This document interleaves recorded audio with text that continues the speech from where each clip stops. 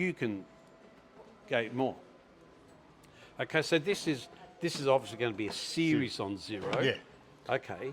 So we segued a bit out on the last Well, one, but it was important to understand the background. Yeah, well, yeah, and it's a topic that I know something about.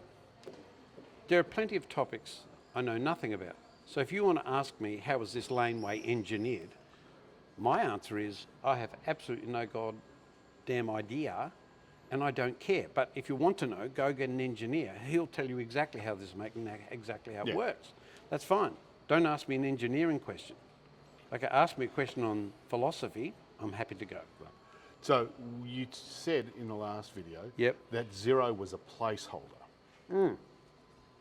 Well, you even teach that to little kids in primary school. You know, the first thing you do is when you teaching, say, decimal counting to a 5-year-old in their first day of school, is you know, or even in grade 1 or 2, you teach them that numbers are controlled in columns. Yeah. Yeah. And so we have 1, 2, 3, 4, 5. When you get to 9, what do you get to? Of course, in Roman numerals, of course, when you got to 9, you got to an X, and then an X plus a 1. So you had actually 2 columns, but there was no 0. So when you get to 10 in Arabic counting, so this comes from Arabic counting, you go back to a 1 with the placeholder, which is 0. So 0 just holds the place. It says that column's got nothing in it. Okay, yeah. But there's a 1 here. So I've got 1, 10 plus a 0. And then if I add a 1 to that, well, I've got 11, right?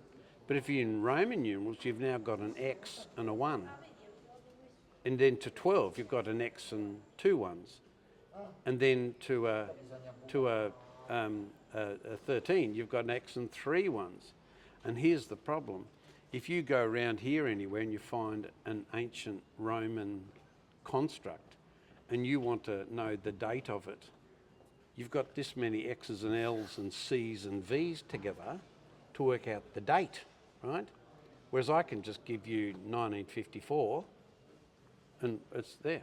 Okay, so Europeans actually discovered 0 and they discovered Arabic counting system, and some of it was prohibited by the church. Of course, some of it also goes back to the Crusades, and so 14th century. Some of it also goes back to when Europe was conquered by Islam. Yeah. And so, interestingly, for example, I was in Madrid, and in some of the villages, old towns around Madrid, and there were places where the Arabs, the English, the Europeans, and the Jews had sections in their city, and they lived together. But but Spain was conquered by the Arabs, so we have the Crusades, and then they started coming back. Okay, yeah. And so, even though they had political power, they also brought with them cultural things like a different way of counting, not just language, different way of speaking.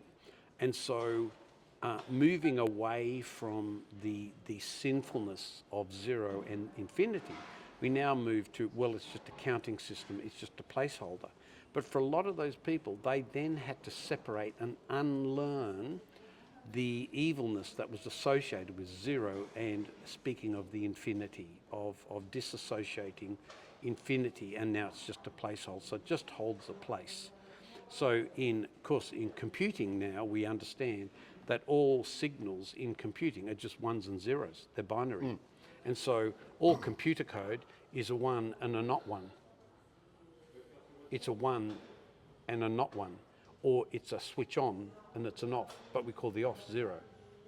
So technically, when you're off, when nothing exists, we call that 0. So there's knowing and not knowing, there's a number and there's not a number, or power switches on, then power switches off. And so in decimal code or in binary code, it's always a matter of 0 and 1, right? But 1 is something and 0 is nothing. And then we use the multiples of those code to convey algorithms, and they're all based on 0 and 1. It's all 0. It's all binary, 0 and 1. Yeah. So Problem for a Trinitarian theologian, though, because there's no 1 or a 0 in Christianity. It's 3. Yes, it's triarchical. It's triarchic, yeah. It's a triarchic faith. Whereas in Judaism and in Islam, it's a 1 and 0.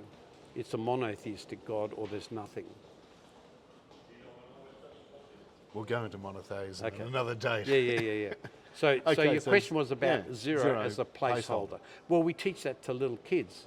So now 1,000 is 1 with a 0, a 0, and a 0.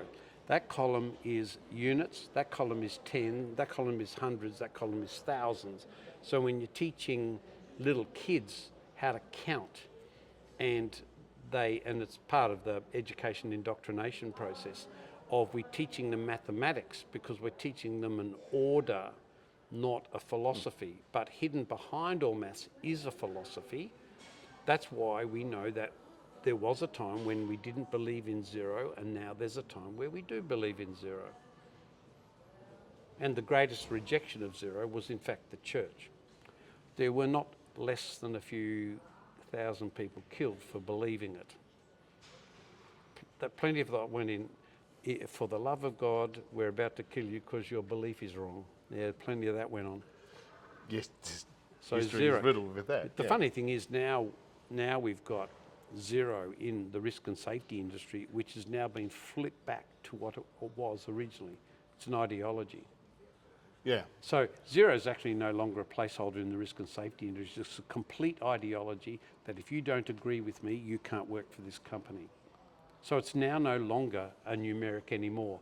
So we've gone the full circle from philosophy to numeric. Now we're back in philosophy and risk and safety. And so I'm now telling everybody, believe the impossible. That's what DuPont says. They've got a website called Believe the Impossible. Well, okay. So don't laugh at me if I've got a faith that says believe in Allah or Buddha. Don't laugh at that, because you're believing in something else. It's just the same act of faith. You call yours safety, I call mine Allah. There's no difference. Yours is a philosophy, mine's now philosophy. We're now in philosophical territory, which is interesting because in risk and safety, we don't study philosophy or religion, and we leave it out of cultural studies. And yet rely heavily on numerics. Correct. Yeah, but we rely on numerics because we're counting injury rates. But the moment we move to 0 as an ideology, as a principle, as a philosophy, as a methodology, we've left numerics long, long away, and we've gone back to philosophy. That's why 0 is abhorrent. Thanks, Rob. I think that's made it clear. We can stop that. We can go to number 3. Yeah.